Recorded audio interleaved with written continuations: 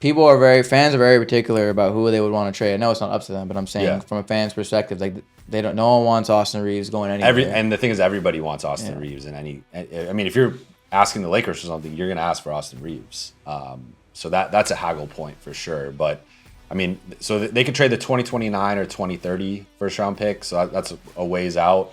Theoretically, LeBron's retired by then. AD might not be a Laker by then. Right. So I think that's an attractive pick, although it is like it's 5 years away, 5 or 6. Yeah. Let's see if they can cash in. Lamar Odom. How about that? All right, welcome back to the LADE Show. Today we have our first guest of season 2. We brought in Jovan Buha, who is a senior writer for The Athletic, covering the Lakers. He used to be at the NBA, ESPN, and Fox, but most importantly, he's a USC alum. Welcome to the show. Thank you for having me. We gotta get right into it. Lakers finally got a dub last night. They did. A big win against the Clippers. What do you think, Jovan, about the Lakers? With the recent play, a lot of rumors, a lot of heat for the coach, rotations. What are you thinking about the Lakers right now? I think last night was a much needed win. I think they're now 4-10 since winning the in-season tournament last month. 4-10? 4-10. It's not good, bro. Come on, bro. It's a hangover. What's going on? It's a hangover. Yeah, so I think Darvin Ham has been under a lot of heat with the rotations and the lineups and just the results recently. But I think last night kind of calmed things down, especially beating the Clippers, a team that had beat the Lakers 11 times in a row entering this season. Lakers have now beat them twice. So anytime for the Lakers, it means a little bit more on both sides to kind of win that matchup. But I thought the defense looked really good last night. To me, there was a couple points where Clippers go up 9 in the first quarter, and we've seen that movie before where the Clippers always come out hot against the Lakers, get out to like a 15, 20-point lead, and then the Lakers are playing from behind.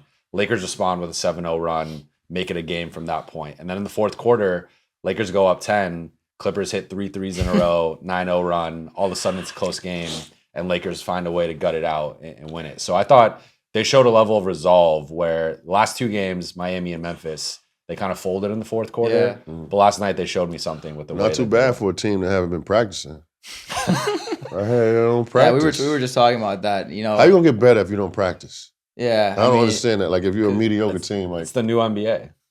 They just don't practice. So then you got to probably expect guys to not work on their game. I don't know. I played the lowest level of basketball. I played on a Jewish high school basketball team, and like we practice almost every day. I know it's a little different in the NBA. Yeah, I remember when you played. You guys probably practice all the time. I remember when we won the second championship. I remember Phil writing on the board how many times we practiced and how many games we played, and it was like 145 practices and 125 games. Like, yeah, bro, you can't get. How you gonna perfect? How you gonna climb the mountain if you don't practice? Too. Especially if you're gonna changing your lineup and you don't practice. That's like sabotage. People are saying that Darvin Ham kind of is coaching for his job right now. I mean, he might have worked for Boston Celtics. You gotta check his ID. Like, where you come from? How you gonna? I don't understand. Look, the Clippers came to that game 14-2 in their last 16. Only 2 games they lost was because Kawhi was out.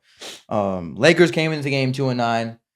Seemed like the Clippers had all the momentum, but again, I think we got to focus a little bit on the fact that Kawhi didn't play, crunch time minutes late in the fourth.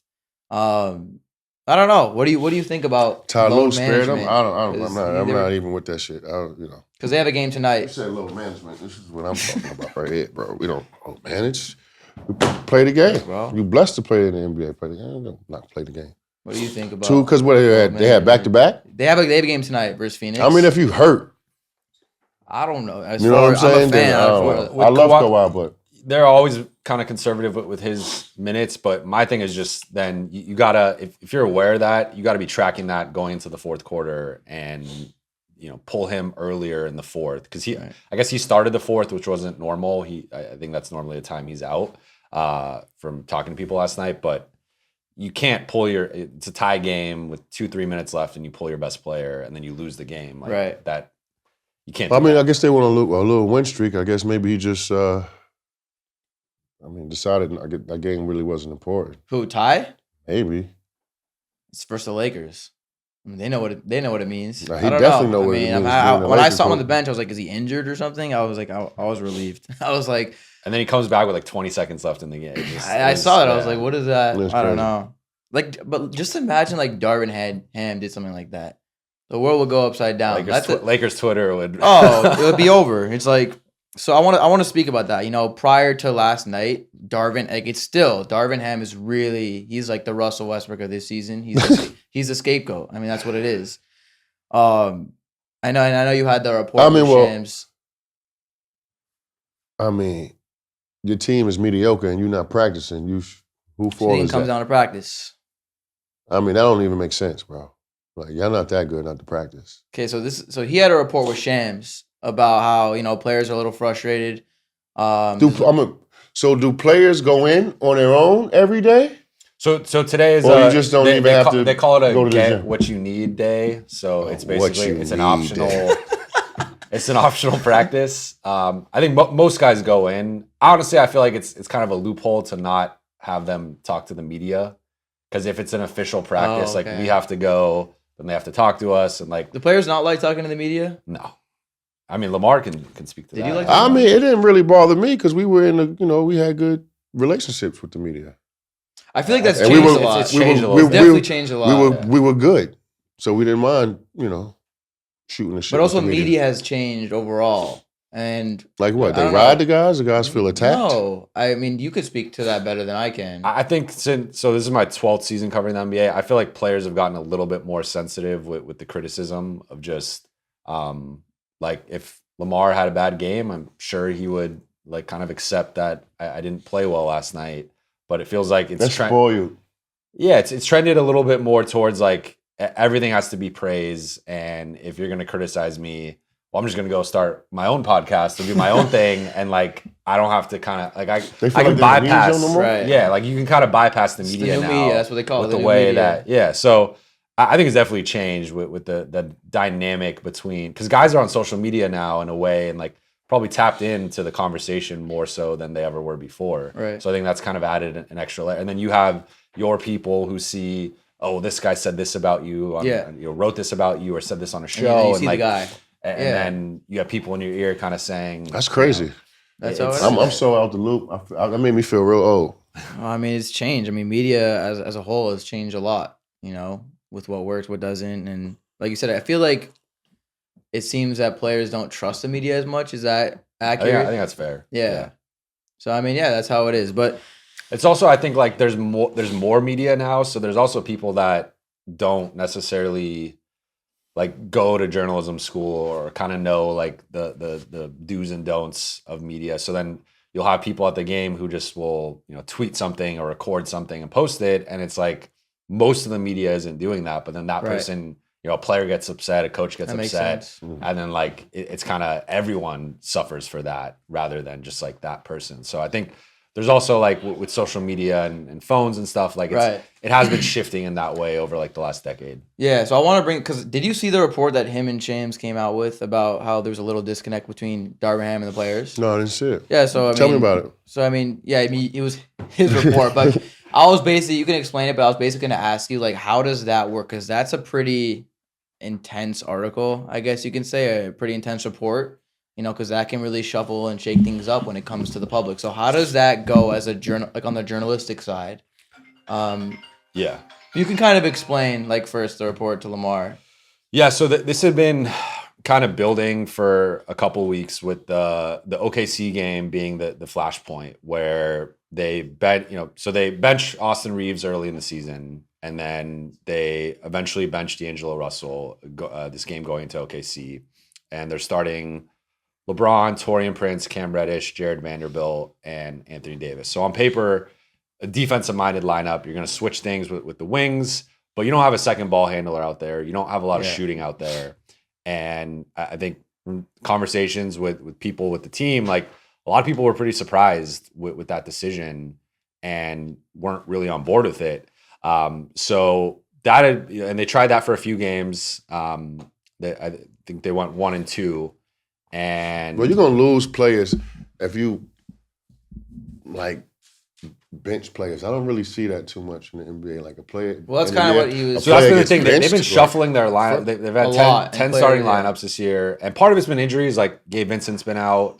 Rui Hachimura, Cam Reddish. Gabe Vincent never started. Right? No, he didn't start. No, but he was supposed to be a key rotational player. So I think it's like if you talk to Darvin, he would probably say it's more injury related. But if you talk to other people, they would say there have been games where you could have continued a certain starting lineup or a certain rotation, and you chose to change it.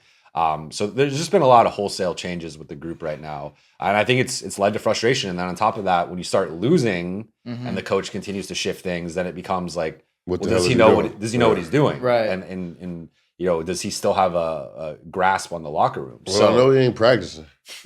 So that and they're not practicing. No, so players are getting upset. You in the article, players are getting upset. So Lakers are on this skid, and then they come back in January. They're home for 23 of the first 25 days. So like this is the stretch where they have to turn their season around, get back above 500, and they come out. They play a Miami team that doesn't have Jimmy Butler, doesn't have Caleb Martin, doesn't have Hayward Highsmith. So that's 3 rotation guys plus your best player, and they basically beat the Lakers wire to wire. And so during the game, I'm talking with Shams, and we're starting to be like, this isn't looking good. Like, let's check in with some people. So we start checking in with people, and the feedback is like, this is getting really bad right now. And like the disconnect is at an all-time high, and guys are starting to tune out. Yeah, you don't want your team to tune you out. So that's the feedback we get after the game. I mean, Coach Odom is coming if they tune you out, Darvin Ham. So then we have that report, and then they lose the Memphis game, and it's continuing to trend in a bad direction. Right. And then they get this Clippers win, which to me was a lifeline for him. It's a lifeline, 100%. And I think it buys him a little bit more time. Yeah, he'll make it to the All-Star break, I guess. I mean, this stretch, like they're still under 500, and I don't want to see anybody get fired. No, and it's tough because if I told you before the season, I mean, I'm gonna be honest with you. If I'm the GM, like how are they even letting that go down? Like letting what go down? No practice. That's an organizational thing. I mean, like come on, you ain't that good. It's kind of been the load management craze across the league of like everything is about resting as much as possible outside of games. But we've seen what happens with the Clippers. They load manage and they get to the playoffs, but they're clearly disconnected. Whether it's rotations, it is an injury. Like there's a reason why they haven't done anything in the playoffs, and I think a lot of it has to do is because they rest their players for the postseason. And that's what Lamar was saying. Lamar was saying last season, how are you able to build that chemistry when you're sitting every other game? This was last season when Kawhi was missing a bunch of time, and so was Paul George. But I want to ask both you guys, what do you think the biggest problem for the Lakers is? I know what the fans are gonna say. Oh, it's Darvin Ham. You as a reporter and you as a former, player for this franchise, what do you guys both think is the biggest problem for the Lakers?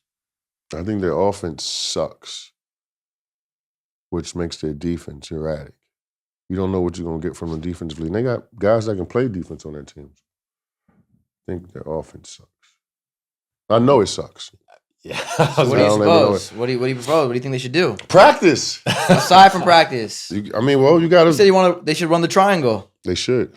They're perfect team for it. I mean, every team is perfect for it. So how would the triangle work with this team? Get open shots. Get AD the ball. Outside and inside. Could post LeBron. Easy. Get him to the post. Give your offense some rhythm. They don't have any rhythm. Seems like we can use you as a assistant or a player development something. We got to get you in there. I don't know, bro. I'm just old. You're not that old. Old point forward. Why do you feel like? What are you talking about? Why do you feel like the league has shifted away from the triangle? Probably because it kicked their ass and they don't want to admit it. I don't know. They should. Too many people. That would be the reason why they use it. Not too many people know how to run it, and I think it frustrates people because the language is different. It's not just floppy or pinned down. So it just takes some time to learn it. But when you learn it, obviously you see what it does. I don't know. I feel like the answer, it's just like it doesn't make, if it works so well, I feel like why wouldn't a coach, especially like when there's all this talent in the league, there's a lot of talented rosters. And I don't know. What do you think? You got a lot of players that you need, individually they're good. I don't know if they know how to implement their team What do you think about? into winning. About why the Lakers are struggling? Yeah, we can start with that, yeah. I'm with Lamar. It's the offense. They're 23rd in offensive rating, which is just like your bottom 10 offense, Right. and you're not gonna win a championship, let alone even teams playoff round. Teams that don't have, I really like to see the correlation, like no offense, no defense. Yeah, It's like I mean, when the Lakers won the championship, they go hand top, in, go hand in They're hand. 11th that year. really Yeah. in offense. Yeah. But defense was Defense two, was, right? I think, the 1 or 2. 1 or 2. Yeah, and They go so- hand in hand. So Yeah. they're 23rd in offense, they're 12th in defense, and I think to Lamar's point, like, and that was one of the criticisms of that starting lineup was Darvin was saying we're struggling defensively. Let's go with this all defensive lineup with all these wings. Let's switch everything. But the offense was so bad, particularly with Cam Reddish and Jared Vanderbilt. Those are two guys that defenses just aren't guarding. And if you look at the way they defend those guys, it's whoever's guarding them, just sit 1 foot in the paint. Or The sagging triangle out. gets everybody in scoring position.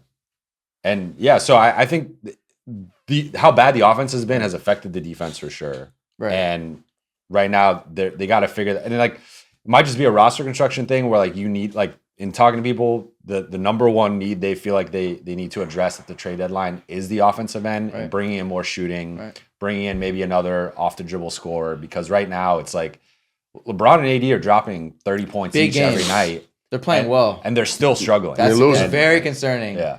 Like, And they've been fans are- healthy. Exactly, that's They the missed thing. a combined 5 games. No easy baskets. So that's what I'm saying. Fans, like, Because you're I'm speaking playing from a defense. fan's perspective. Fans are very concerned because LeBron and AD, like you said, You're probably they're weirded playing- out if you're a fan. If you go to a Laker game and LeBron get 30 and AD get 30 and you come home and and, you're y'all still lost, losing. you're like, what the hell did I just watch? Doesn't make sense. Yeah. Yeah, so it's like, but like, again, I'm speaking, as an outsider, with what the fans are talking. It's like, what LeBron needs to win a championship, surround him with shooters, and that's why they're super frustrated. I mean, you have Reddish, who's not a shooter. I mean, Torian Prince is supposed to be a shooter. He's been very streaky. D'Lo, same thing. I mean, I think that the roster from the beginning of the season, I mean, on paper, it looked pretty good. Yeah. But it's just that the players, I guess, aren't executing. Like, we need guys like Torian to hit their shots. We need, we're not asking much of Vando on the offensive end, but, a 3 here and there would be nice. But fans just want to see shooters around LeBron, and they want to see their team win. But I also wanted to go back to Darvin Ham. Do you think that he's on the hot seat right now? Because, from a fan perspective, if he loses a game, they're going to lose, but he's going to get fired. But obviously within the media, there's more. I think the seat was getting warm. I made an analogy last week of, like, if we were in a car and there's a seat warmer, it was on like 1 out of 3. the level of the heat. Okay, 1 out of 3. I think it was starting to trend towards a 2, but I think Right. beating the Clippers, like, it matters for the Lakers right now, and that was That's crazy. as you said, 14-2 last 16 games, Yeah. like. It's a big Clippers win. are playing well. That's a statement. I mean, yeah. you can say that's a statement win. They've Yeah. beaten OKC. Yeah. They've beaten the Suns 3 times, Clippers twice. Suns are boo-boo. Yeah, but I mean, they are Suns the are just good on paper. They ain't win shit. Well, whatever. I mean, would you say that's a statement win last night? I think so, for sure. Yeah, I mean, So I think that that bought some goodwill, but Right. I also thought it was interesting. Like, LeBron wasn't.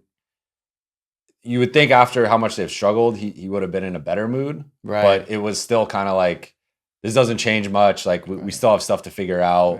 Right. We have to learn from the mistakes in this game, because, like, sometimes after a win, you rest, you get comfortable. and Yeah, how he was come? like, I bet you after you put 3 practices together, you could probably see the. That bothers me that they don't practice. It's because it seems that something so simple. It's like you practice. Kobe. Come in and Kobe run- would always speak about practice. Yeah, come in and run some sets together or something. Like, I don't understand. Like, how you gonna not practice and then go to battle and then expect to win? I don't It's know. it's Do all- I bet you the fans know that they don't practice. I don't think so. I don't. Nah. Sometimes I'll see comments about it, but now it's all film sessions, shoot arounds, walkthroughs. See, that's not news actual. to me. That's news to me. I didn't even Yeah. like. Film sessions is important. Yeah, but, like, not as much like 5-on-5.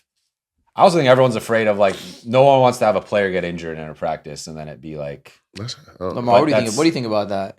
What? Because Kobe would say you go harder in practice. Doesn't he say that? So it's like he's saying that players don't want to get injured. That's pussy. I mean, you're going to get injured, but you're going to go play the game? How do you? I don't know. You're supposed to go all out in practice. Practice is supposed to be harder than the game. Right. Do you feel like players that played in your era and even before you are just extremely frustrated with NBA, or do you think it's more mixed because of how soft it's and how it's changed? I mean, the rules have made it softer. Right. But I don't know. Did the money make them softer? Because they get paid more? Maybe. I don't know. And they want to protect I'm gonna themselves. I'm gonna stay out of that one. Let's talk about the trade market because the trade deadline's February 8th, so it's coming up, about a month away. There's always going to be chatter with the Lakers, especially around the trade deadline. So what are you hearing right now in terms of who the Lakers are going after and what kind of Go roles get they want to fill? DeRozan. He wants a third. Let's make that clear. He wants a third home. star. Bring That's his DeRozan stance. home. they have interest in My DeRozan. stance Go is bring him home. My stance is get role players. I wouldn't be opposed to third star, but I think we have. This is LA Lakers, bro. So I want to hear what Jovan has to say because he has a scoop. So what are they looking at? This has been the kind of struggle for them the last few years of trying to figure out, do we build a deeper team with better role players or do we go the 3-star build? And obviously they tried the 3-star build with Russell Westbrook. It didn't work. I would argue that was just not a good fit with the type of third guy you would need around LeBron and AD. You probably need someone who could shoot and who doesn't need the ball in his hands as much as Russ does. So I think that just not a great fit. But they're looking at, the two most common names you hear are Zach LaVine and DeJounte Murray. Both guys are clutch guys, so they have some connection with LeBron and AD. What is clutch? Lamar, you call it the Clutch Mafia. Oh. The same Sports sports agency. Remember agency. you called me Yeah. last year and you were like, yo, they have like 13 guys on the roster or 7 Yeah. something like that. Yeah. But So I think I don't know. I don't want to talk out of turn, but so Clutch Sports basically built is the Lakers team. It's basically all Clutch Sports, last right? year they had more guys. they have a few guys. I think sometimes you see like certain agencies are close with certain teams, like Right. or certain agents in particular are close with certain teams, and they'll have several guys on the roster. So Zach is available, DeJounte is available, so those are a couple guys they're looking at. Go get DeJounte then, if that's the case. And you have to give up less. He's tougher. He's making less than half the amount of money that Zach's making. $40 million. DeJounte's making 18. Oh, wow. So you can still keep. You can give up D'Lo or Rui in that trade. Right. Get with a pick and add in stuff to make it more appealing for the Hawks, but you could still keep a lot of your depth and basically just upgrade the rotation. Whereas Zach, now you got to That's trade a whole thing, yeah. 2-3 guys, Pick, yeah. Pick, and I will say though, they would prefer DeMar from what I've been told, DeMar and/or Alex Caruso, bringing him back, which I know That'd be lovely. Lakers Twitter would love that with Him and Austin Reeves on the Caruso same team. Reeves backcourt. That would be dirty. But so DeMar is expiring contract because that's the other thing with Zach. He's got 3 years, $138 million left. So you're making a big commitment to Zach LaVine. DeMar is an impending free agent, so you can re-sign him this summer to a more like team-friendly deal. Oh, DeMar, he's from Cali. What would that look like? What would that look like though? If we were to get we would have to. You said picks, but fans are very particular about who they would want to trade. I know it's not up to them, but I'm saying from a fan's perspective, no one wants Austin Reeves going anywhere. And the thing is, everybody wants Austin Reeves if you're asking the Lakers for something, you're going to ask for Austin Reeves. So that's a haggle point for sure. But so they could trade the 2029 or 2030 first round pick. So that's a ways out. Theoretically, LeBron's retired by then. Yeah. AD might not be a Laker by then. Right. So I think that's an attractive pick, although it is 5 years away, 5 or 6. Yeah. So. And then Max Christie is a guy who sneakily I think has some value of just a young 3-and-D wing who I think has shown some promise. But yeah, there's not a lot. If you're trading for D'Lo, it's probably more for the contract and him potentially being a free agent this summer. Rui, I think his value is kind of eye of the beholder. He's got a couple more years on that deal. So really people want the pick and they want Austin Reeves. And I think for the Lakers, they're going to try and fight to keep Austin Reeves. And, Right. If they have to include the pick, they'll include the pick. But that's the haggle point right now. So would you say he's untouchable or as close to untouchable as it gets? I don't think he's untouchable. I think it would just have to be like a certain level of player for them to get back, or a certain, maybe a couple players to get back. And I don't know. I think Levine and Murray are more like fringe all-star types. I think it would have to be like a clear like third star for them to give up Austin. Yeah, I mean, because fans have PTSD from losing Alex Caruso. Like now, from a fan perspective, people think that Austin Reeves is a better player than Caruso. I think he is, but they don't want to make another. Yeah, they don't want to make another Who's mistake playing like well? that. Austin Reeves. Oh yeah, no, he can play. Yeah, Caruso too. But I know he was going to both play well playing. because he was first team. No, he had a good summer. Yeah. Austin Reeves. Yeah. Anybody Team that USA. anybody that I know he he's practiced. going up. He did practice. Yeah. He practiced so a lot. we'll see. Like you said, the Lakers are in. This is their stretch. When they look at the calendar at the beginning of the season, January is their month. They have a game every other day, and you said what? 2 games on the road or 1 game? So next weekend they're in Salt Lake, and then they have a road game against the Clippers. But like, that's so still I in think LA, So yeah. But this is their time, and I think I don't know. I think it seems from my standpoint that if this month doesn't go that well for the Lakers, that the Lakers could be looking at a different head coach in a couple months. But we'll see. And there's always gonna be rumors. But I want to finish off the episode just by talking a little bit about the NBA. We saw yesterday, or maybe this morning, Draymond Green spoke about how Adam Silver kind of talked him out of retirement. He basically said, "Adam, I want to retire." And Adam was like, "You're making a rash decision. Like, just relax." He's emotional. So what's your take on that? What do you think? Do you think that it is a rash decision if he decides to retire, which he won't, but him thinking about retirement, what do you think about that? Well, that just goes to show you obviously how much he was affected by that suspension. And the way he plays, if his heart is not in his game, then he has no value. Right. But I hope he could, the mental health is important for all of us, on and off the court, for everybody. So I just hope he finds gets his mental health together and, finds his way back on the court. Yeah, in his own due time. Yeah, I mean, didn't Ricky Rubio just retire? Yeah, he just retired. Health? Yeah, it's a big thing. I know Kevin Love had his little thing with that. It's kind of crazy. I mean, because you would think that these players have it all, and like their lives are perfect. They have money. Nah, man, that's fame. shit, man. They play basketball. No, my son passed away, and I had to keep. I almost retired because of that. But I kept playing. But everybody will go through things. Off the court. That's the thing. Fans detach humanity from fame, and they're like, "Oh, this guy has everything." No, shit happens, bro. If you want to make God laugh, tell him your plans. Right.